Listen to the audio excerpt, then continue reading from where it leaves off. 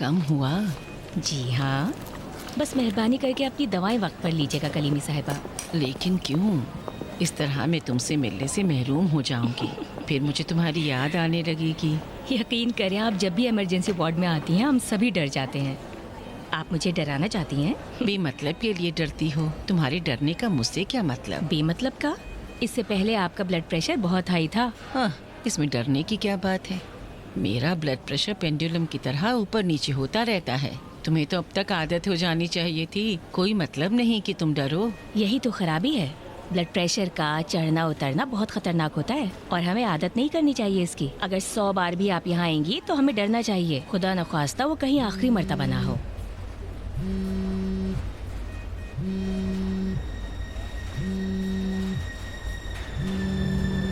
क्या हुआ बेटी? कुछ नहीं, इजाजत दे।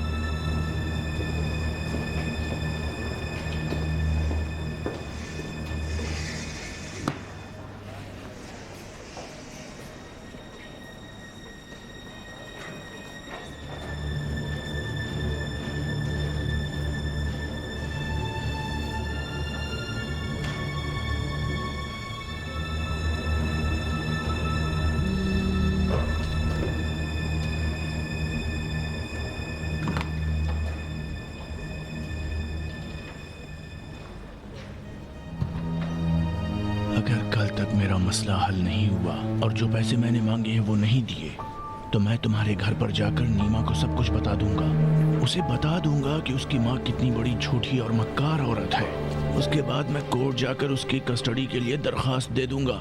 नीमा की कसम है मैं ये कर जाऊंगा। बस कल तक का तुम्हें वक्त देता हूँ।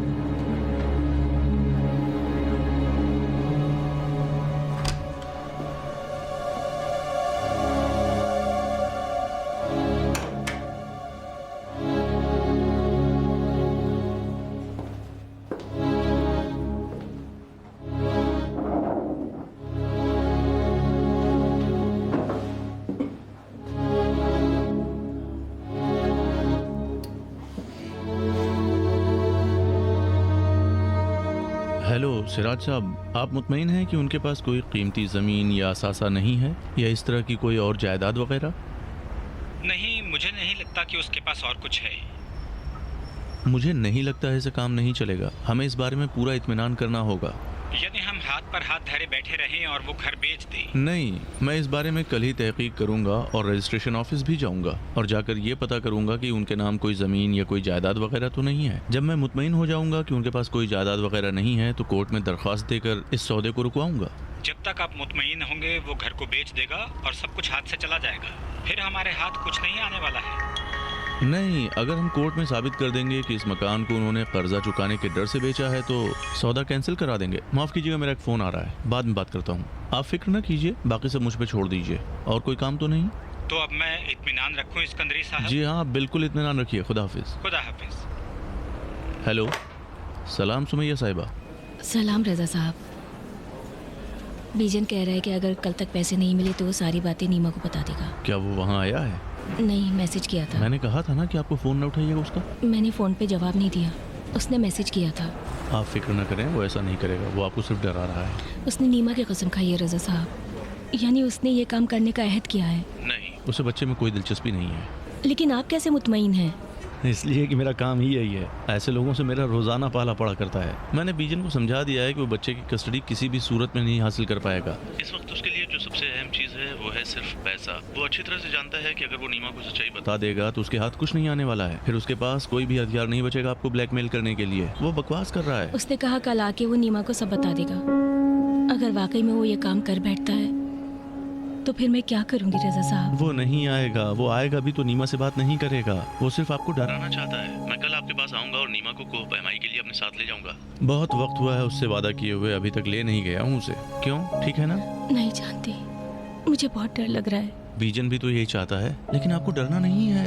आपसे दरख्वास्त करता हूँ कि अगर बीजन मैसेज भी करता है तो आपको उसे पढ़ना नहीं है। सुमैया साहिबा, आप इत्मीनान रखिए, मुझ पर भरोसा रखिए। मैं आपको कोई नुकसान नहीं पहुँचने दूंगा और बगैर किसी नुकसान के सब कुछ आपके हक में होगा। डॉक्टर मोहम्मदी को आपसे काम है। ठीक है, जैसा आप चाहें। शुक्रिया। नीमा से बता दीजिएगा कि मैं कल अपना वादा पूरा करते हुए कोपा हमाई के लिए ले जाऊंगा। ठीक है। आपका कोई काम तो नहीं है? नहीं, शुक्रिया, खुदा हाफिज। खुदा हाफिज।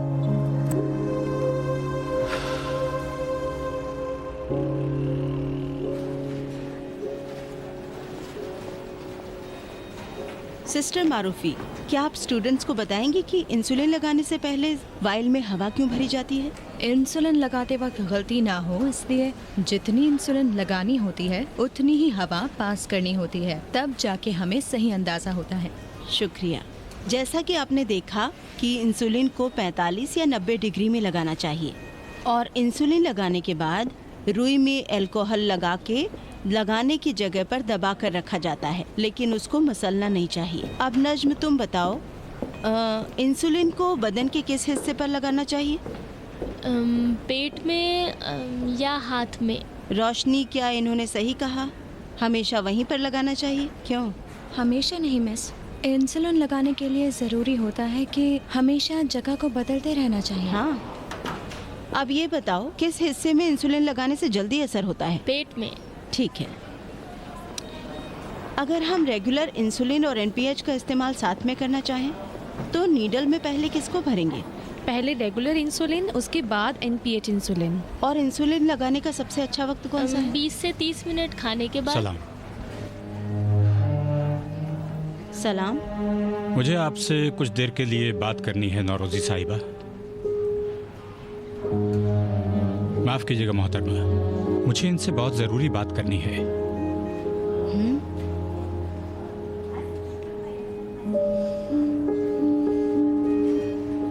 इजाजत है मिस? कोई बात नहीं।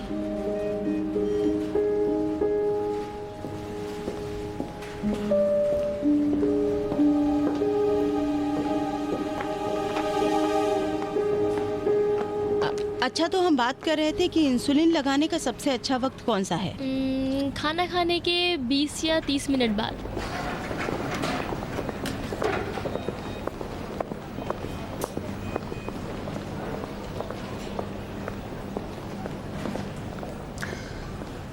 मैंने सुना है तुमने कामरान को पैगाम भेजा है कि तुम शादी के बारे में बात भी नहीं करना चाहती।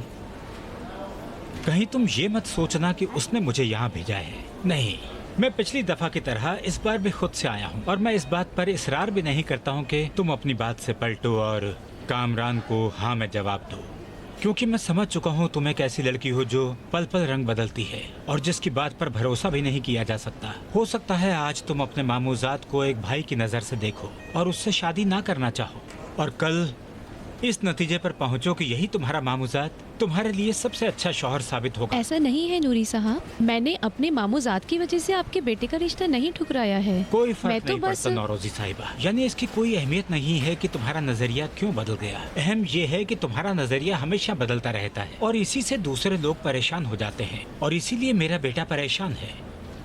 तुमने ऐसा कुछ किया है कि उसके अंदर किसी काम का मुहर्रिक नहीं रहा, वो उदासी का शिकार हो चुका है।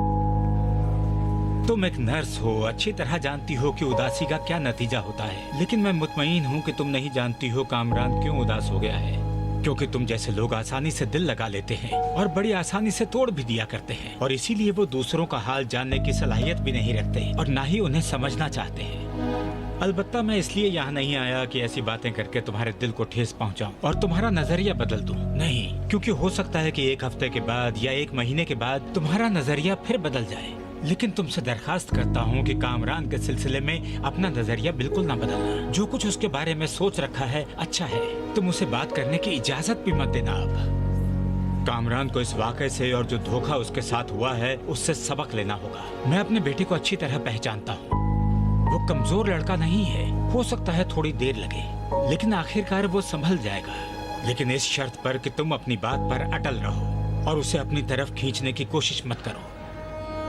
मैं यही बात तुमसे कहने आया था नौरोजी साहिबा। उस मुलाकात में यहीं पर मैंने तुमसे कहा था, जो रोशनी मैं कामरान की आंखों में देखता हूँ वो तुम्हारी आंखों में भी देख रहा हूँ, लेकिन मैं गलत था।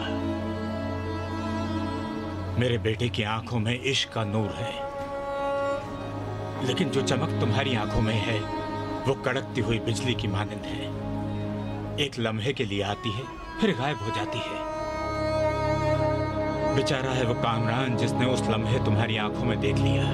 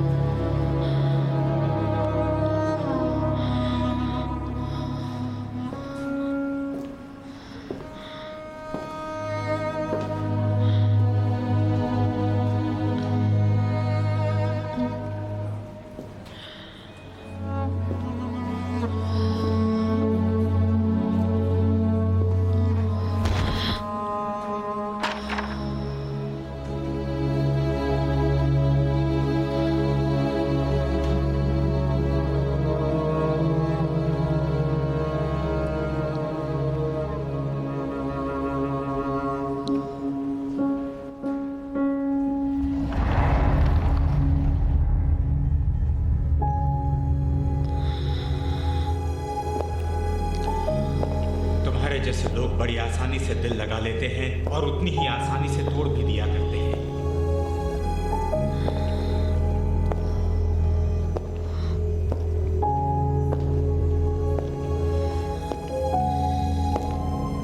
तुम घड़ी घड़ी बातें बदलने वाली लड़की हो जिसकी बातों पर भरोसा नहीं किया जा सकता है। इस बात को हमेशा याद रखना कि इंसुलिन लगाने का सबसे अच्छा वक्त खाना खाने के 20 या 30 मिनट बाद हुआ करता है।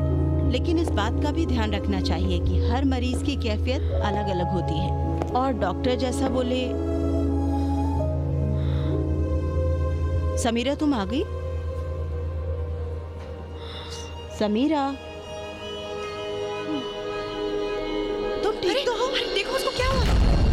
क्या हो गया? समीरा, पानी लेकर आओ। समीरा क्या हुआ? समीरा क्या हुआ तुम्हें? समीरा, समीरा, मारूफी समीरा, डॉक्टर ठीक को हो? बुलाओ। पानी लेकर आओ। समीरा, समीरा, मारूफी डॉक्टर को बुलाओ। समीरा, तुम मेरी आवाज सुन रही डाउन हो गया मिस। क्या हुआ समीरा? मिस, मुझे लगता है इसका ब्लड प्रेशर डाउन हो गया, इसका पैर उठाना पड़ेगा। नहीं, इसे हरकत मत दो। डॉक्टर अफशार, इमरजेंसी वार्ड में आ जाइए।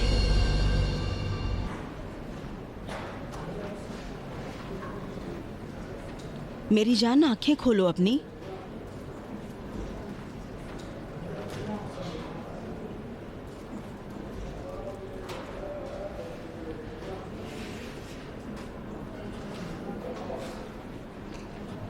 समीरा जान, ठीक हो?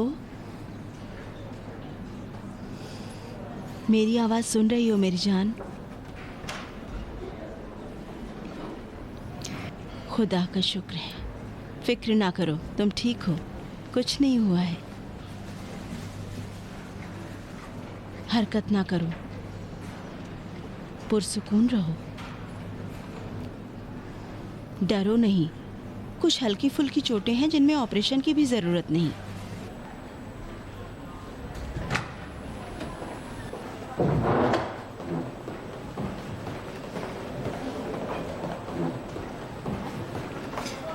होश आ गया क्या? हाँ, सीटी स्कैन में कुछ निकला तो नहीं ना? नहीं, शुक्र है खुदा कि का सब ठीक शुक्र है। था। अभी हम इसे हटा देते हैं। तुम इत्मीनान से रहो, आराम से रहो।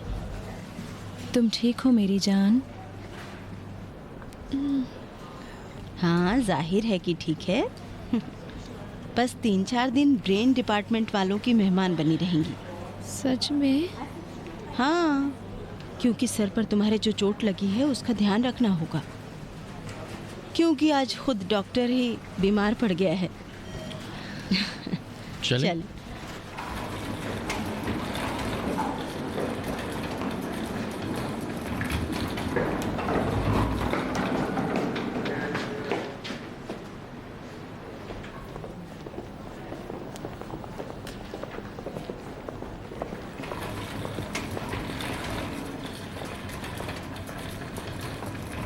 सलाम, क्या हाल है?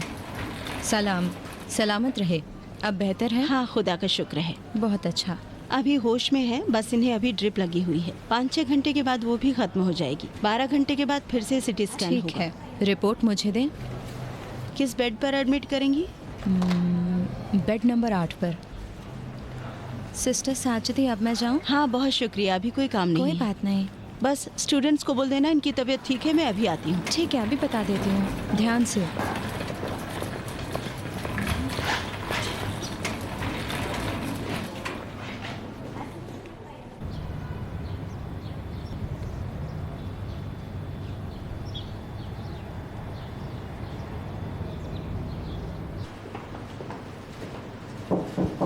जाग रही हो? सलाम। सलाम। मेहमान नहीं चाहिए? तशरीफ लाए। आ जाओ तुम सब, जाओ। सलाम। सलाम, कैसी हो? ठीक हो? ठीक हो तुम? हाँ मैं ठीक हूँ। खुदा का शुक्र है। मैं तो डर के मारे मरी जा रही थी कि क्या हुआ तुम्हें। ये तुम्हें बहुत चाहती है, क्लास में इसका ध्यान ही नहीं था। मैंने सोचा अगर मिलाने नहीं लाऊंगी तो क्लास का कोई फायदा ही नहीं है। अलबत्ता इन दोनों का भी हाल इनसे कोई कम नहीं है। तुम्हें लेकर हमें बहुत फिक्र थी।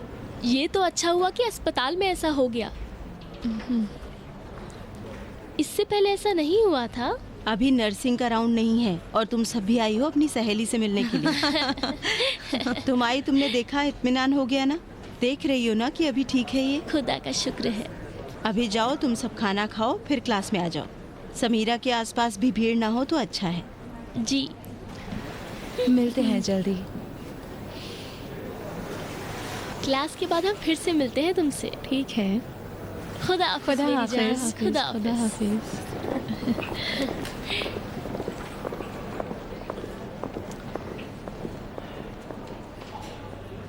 तुम्हारा सर बुरी तरह से टकराया था जमीन से। कुछ हुआ नहीं, खुदा ने रहम किया। नूरी के वालिद ने तुमसे क्या कहा? उन्होंने नाराज कर दिया जिससे ऐसा हो गया? आपने कहा ना कि आप डिटेल लेने नहीं आई हैं यहाँ। मुझे उनसे बात ही नहीं करने देनी चाहिए थी। देखने से ही लग रहा था वो झगड़ा करने आए हैं। झगड़ा करना उनका हक था। अगर उनको पता चलेगा उनकी वजह से ऐसा हुआ है तो बहुत शर्मिंदा होंगे।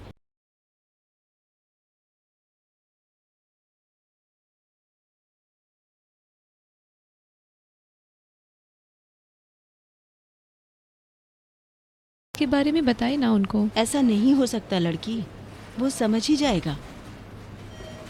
लेकिन मैं लड़कियों को बता दूंगी कि उसके अब्बू के आने का ना बताएं कि उन्होंने आके यहाँ क्या गुल खिलाया। डॉक्टर हबीबी, इमरजेंसी वार्ड में आ जाइए। तुम ठीक हो? जी। सिस्टर साजिदी, आपका एक स्टूडेंट बाहर खड़ा है जो नौरोजी से मिलना चाहता है। मेरे स्टूडेंट्स तो अभी यहाँ से गई हैं। नहीं, ये कोई और है। उसका नाम है नूरी। लो, नाम लिया और हाजिर। कह दे मैं अभी आती हूँ। ठीक है, ये यहाँ रख देती हूँ। इजाज़त दें। उन्हें अंदर मत आने दीजिए। लेकिन क्यों? उससे शादी नहीं करना चाहती तो ना करो, लेकिन क्लास फेलो की हैसियत से वो तुम्हारा हालचाल तो पूछ सकता है ना? मैं अभी उनका सामना नहीं कर सकती हूँ मिस। मेहरबानी अच्छी कर। बात है, ठीक है। मैं कह दूंगी अभी ना आए, लेकिन तुम्हारी बीमारी का मैं बताऊंगी। नहीं मिस, मेहरबानी कर। मना मत करो समीरा। मैंने कहा ना, अपनी बीमारी को छुपाओ मत किसी से भी। अगर नूरी को अपनी सच्चाई तुमने बता दी होती तो वो अपने बाप से बोल देता और ये तुम्हारी हालत नहीं होती कि वो यहाँ पर आते और तुमसे बहस करते। मैंने पहले भी तुमसे कहा है समीरा, तुम्हारे घर वालों और तुम्हारे करीबी लोगों को तुम्हारी बीमारी का पता चलना चाहिए ताकि वो तुम्हारी मदद कर सके। इस तरह छुपा के तुम अपनी बीमारी को और बढ़ा रही हो। नूरी साहब मेरे रिश्तेदारों में से नहीं हैं और कभी होंगे भी नहीं। उसे एक और वजह से जानना जरूरी है ताकि तुम्हारे हालात का उसे इल्म हो और वो फैसला ले सके। मुझे जो फैसला करना था कर लिया है मैंने। तुम्हें उसकी तरफ से फैसला करने की जरूरत नहीं है। जो आदमी तुम्हें चाहता है उसे झूठ बोलकर दूर करने की जरूरत नहीं है। क्या मेरी बीमारी का ना बताना झूठ नहीं होगा?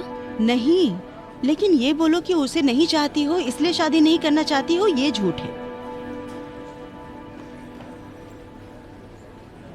मैं आज ही तुम्हारे घर जाऊंगी और तुम्हारे घर वालों को सब कुछ बता दूंगी। नहीं मिस, मेहरबानी करके ऐसा मत कीजिए, अभी नहीं। तुम्हें 3-4 दिन तक यहाँ एडमिट रहना होगा मेरी जान। तुम्हें उन्हें बताना होगा कि किस हालत में इस तरह से मुब्तला हो गई।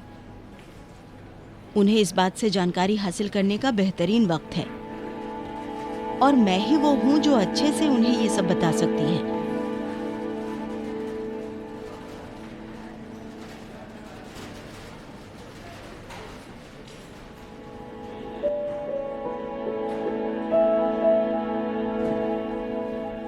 उन्हें जितना देर से बताओगे तुम्हारे लिए उन्हें बताना उतना ही मुश्किल होता जाएगा।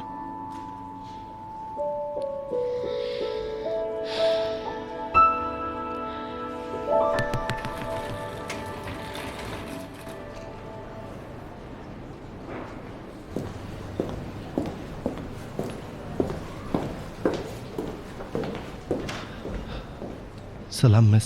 सलाम। नौरोजी साहिबा कैसी हैं? ठीक है, फिक्र ना करो। क्या मैं उनसे मिल सकता हूँ? नहीं, अभी नहीं। अभी ज़्यादा ठीक नहीं है, आराम कर रही हैं। मैं कब उनसे मिल सकता हूँ? मैंने कहा ना, अभी नहीं मिल सकते। आओ चलो कहीं बैठते हैं, समीरा के बारे में बात करनी है तुमसे। मिस, मेहरबानी करके सच बताइए, वाकई में वो ठीक है? हाँ बेटे, कहा ना वो ठीक है, तुम फिक्र ना करो। मैं किसी और चीज़ के बारे में तुमसे बात करना चाहती हूँ। आ जाओ।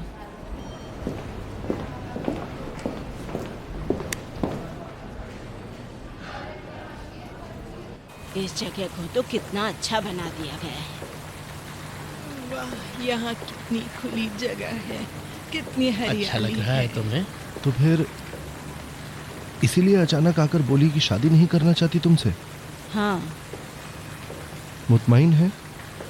उनकी वजह सिर्फ यही थी? हाँ, लेकिन ये वजह कोई कम अहमियत नहीं रखती। तुम एक अच्छे स्टूडेंट हो नूरी। मैं जानती हूँ कि तुम्हें इस बीमारी के बारे में ज़्यादा मालूमात है और मुझे ये बताने की ज़रूरत नहीं है कि आगे चलकर समीरा को जो ये बीमारी हुई है क्या मुश्किलें पेश आ सकती हैं।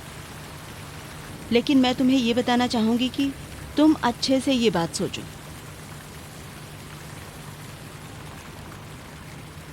समीरा तुम्हें बेहद चाहती है, इसीलिए उसने फैसला किया कि जैसे भी हो वो तुम्हें अपने से दूर कर दे। क्योंकि वो मुझे चाहती हैं इसलिए आकर ये झूठ बोला उन्होंने? हाँ, क्योंकि वो समझ रही थी कि जब तुम्हें पता चलेगा कि वो बीमार है तो तुम्हें बहुत दुख होगा। वो ये सोच रही थी कि अपने मुंह से वो कहेंगी कि मुझे चाहती नहीं है तो मैं नाराज नहीं होऊंगा। नहीं, ऐसा नहीं है।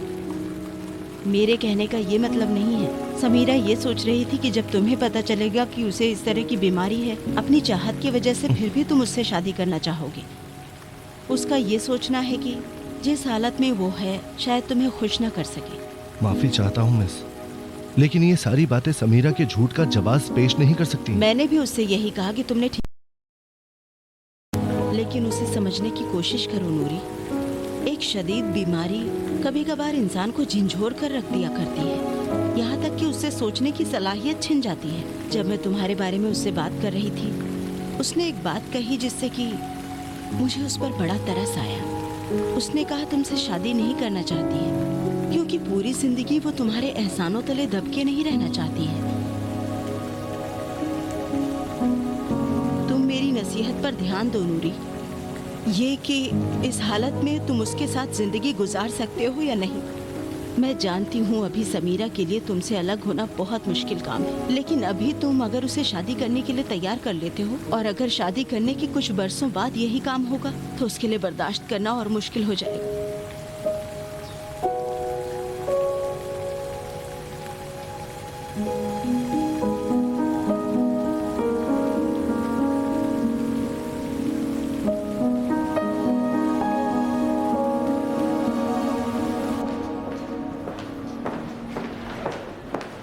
सलाम सिस्टर। सलाम। माफ़ कीजिए, नौरोजी साहिबा किस कमरे में है? आप फिक्र मत कीजिए, वो ठीक हैं अभी। आप उनकी कौन हैं? उसकी माँ हूँ। आप तशरीफ़ लाइए।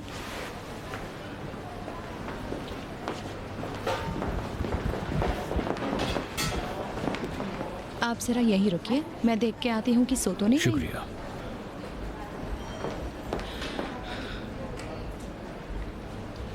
सुहेला, अगर तुम समीरा की मदद करना चाहती हो तो ये मत भूलना कि मिस साजिदी ने क्या कहा।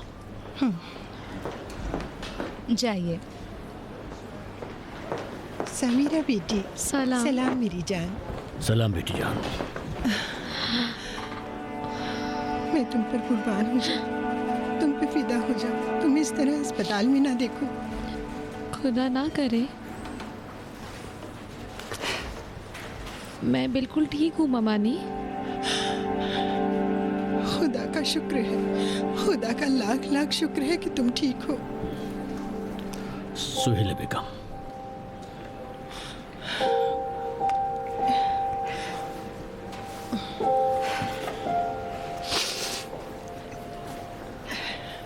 यहाँ तक आते आते मैं मर गई। खुदा का शुक्र है कि तुम ठीक हो। क्या मिस साजिदी ने आपको नहीं बताया कि मैं बिल्कुल ठीक हूँ? क्यों नहीं समीरा, मिस साजिदी ने तो बहुत कुछ समझाया अम्मी को, लेकिन तुम तो जानती हो ना अम्मी को, कोई उन्हें समझाए तो उनका रवैया कैसा होता है। अभी तुम बिल्कुल ठीक हो बेटी। हाँ, सिर्फ इत्मीनान के लिए कहा है कि मैं कुछ दिन यहाँ रुकूं। अभी मुझे कुछ नहीं हुआ है। आज रात यहीं रुकोगी क्या? सिर्फ आज रात नहीं, बल्कि ये कहा है कि 48 घंटे यहाँ रुकना होगा। कोई बात नहीं मेरी जान, मैं यहाँ रुकती हूँ। आप क्यों यहाँ रुकेंगी? जरूरत नहीं है। जानती हूँ तुम नहीं चाहती, जानती हूँ तुम मुझे तकलीफ में नहीं देखना चाहती, लेकिन मैं अपनी दिल की वजह से यहाँ रुकना चाहती हूँ। बेटी जान, ऐसा क्यों है कि तुम्हारी सारी परेशानी मुझे साजिदी साहिबा से मिलती है? हम वो आखिरी लोग क्यों हैं जिन्हें पता चलता है तुम्हें मदद चाहिए? बोलो बोलो समीरा बेटी। अभी शिकवा करने का वक्त नहीं है सुहेला।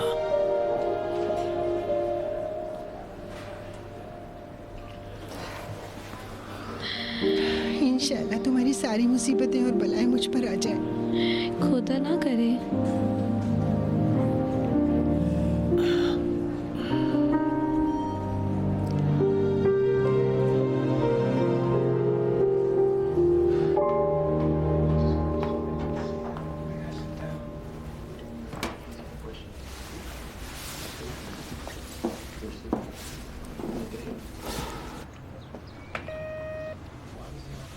रुक जाओ बेटे, मैं देखती हूँ। हेलो। सलाम। सुमैया साहिबा, मैं हूँ। सलाम, आ जाइए। रजा अंकल है? हाँ।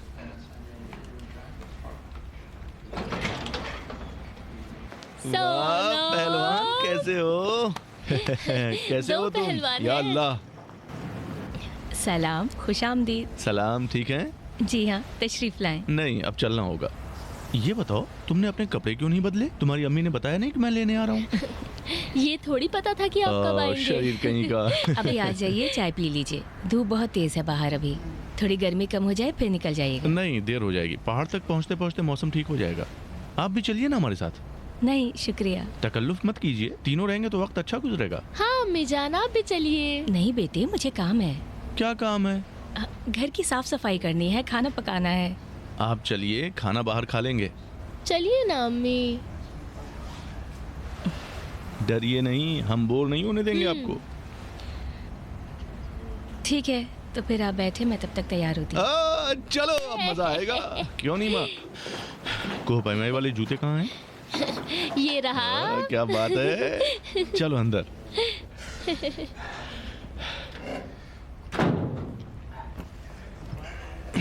अब बताओ क्या खबर है? रजा अंकल, बोलो। आज मुझे भी ड्राइविंग करने दीजिएगा। ड्राइविंग करोगे? क्या कह रहे हो बेटे तुम? क्या तुम ड्राइविंग कर सकते हो? हाँ कर सकता हूँ। नहीं, अभी तुम बहुत छोटे हो, तुम्हारा पैर ही नहीं पहुँचेगा एक्सीलेटर तक अभी। तो फिर मुझे क्लच बदलने दीजिए। नीमा, सताओ मत बेटे। वो भी नहीं हो सकता क्योंकि मेरी कार ऑटोमेटिक है।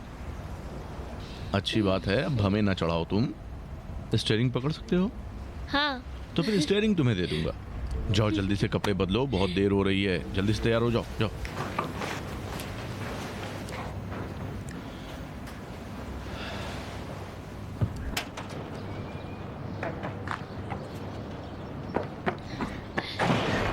अम्मी, आप पीछे बैठ जाइए, मैं रजा अंकल के लिए स्टीयरिंग संभालूंगा।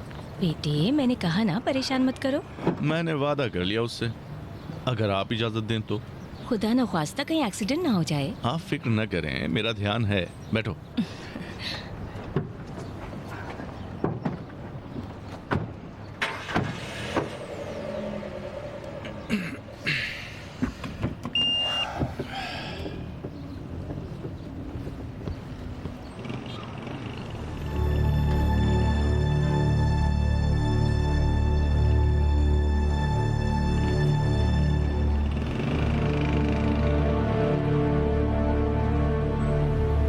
स्टीयरिंग छोड़ो।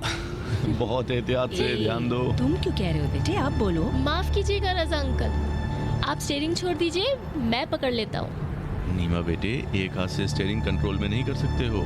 देखो यहाँ बहुत खतरा है, गली भी बहुत पतली है और इसके अलावा यहाँ खड्डे भी बहुत हैं। जरा साफ सुथरी और मुनासिब जगह आने दो, उसके बाद स्टीयरिंग संभालना तुम। मैं वहाँ बैठ जाऊँगा और तुम स्टीयरिंग संभाल लेना। ठीक है। अम्मी, वो देखिए, वो अब्बू के रिश्तेदार हैं।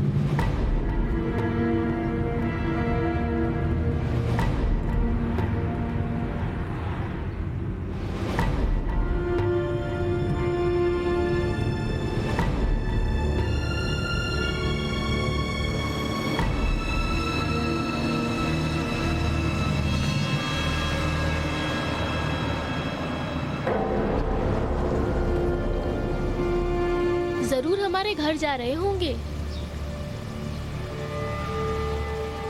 सुमैया साहिबा, चलते हैं, शायद उसे आपसे कुछ काम हो। नहीं रजा साहब, चलिए, छोड़िए उसे।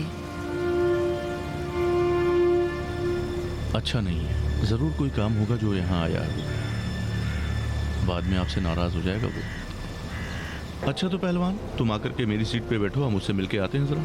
और ध्यान रखना चोर गाड़ी ना ले जाए। ठीक है। चलें सुमैया साहिबा। नीमा बेटे, कार स्टार्ट मत करना, ठीक है? ठीक है।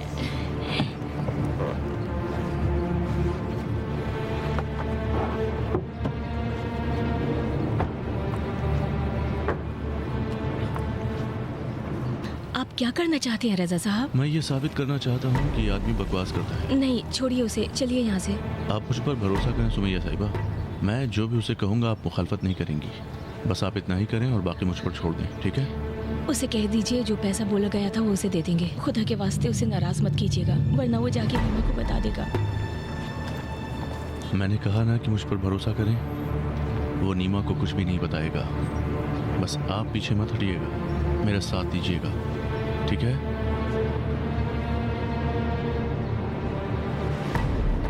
चलिए, झुकिएगा मत बिल्कुल।